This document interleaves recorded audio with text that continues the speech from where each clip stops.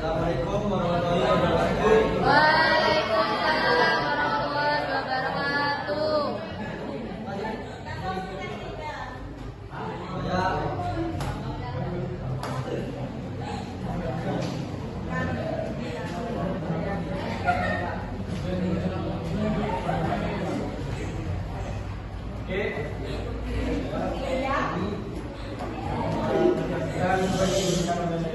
Jangan yang di depan, jangan biokimia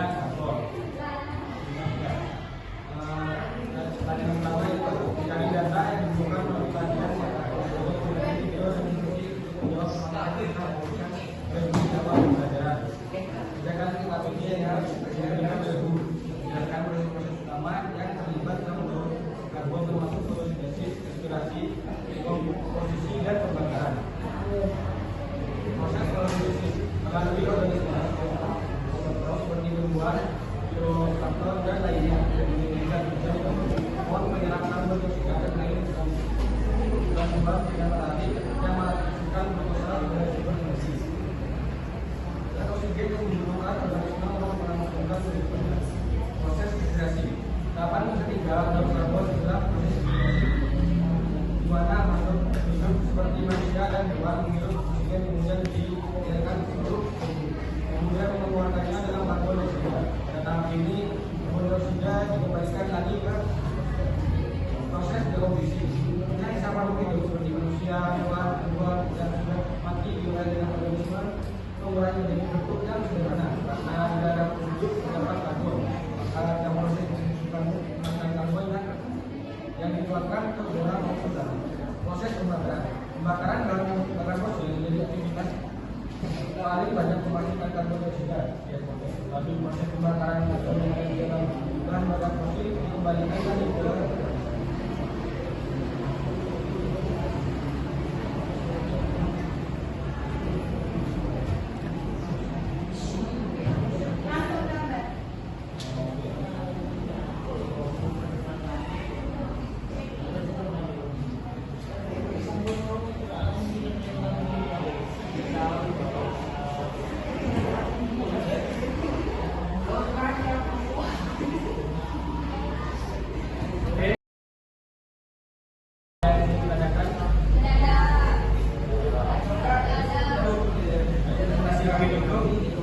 Assalamualaikum warahmatullahi wabarakatuh.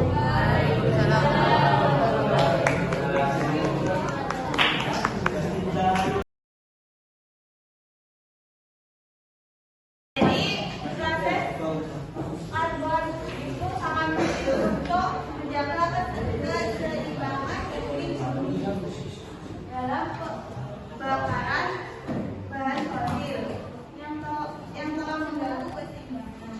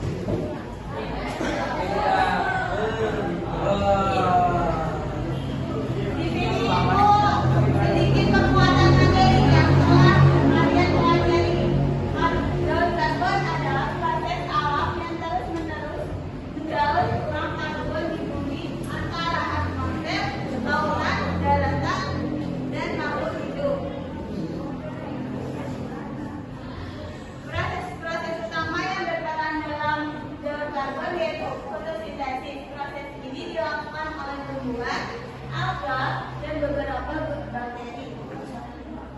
Mereka menggunakan energi matahari yang mengubah karbon dioksida CO2 dari atmosfer dan air menjadi gula atau glukosa.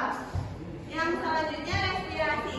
Semua makhluk hidup termasuk tumbuhan hewan dan mikroorganisme. Dekomposisi. Ketika tumbuhan dan hewan mati, bahan organik mereka digunakan oleh bakteri dan jamur. Selanjutnya, pembakaran. Pembakaran bahan fosil seperti batu bara, minyak bumi dan gas alam dan biomasa seperti kayu. Sebelum itu, yuk podcast.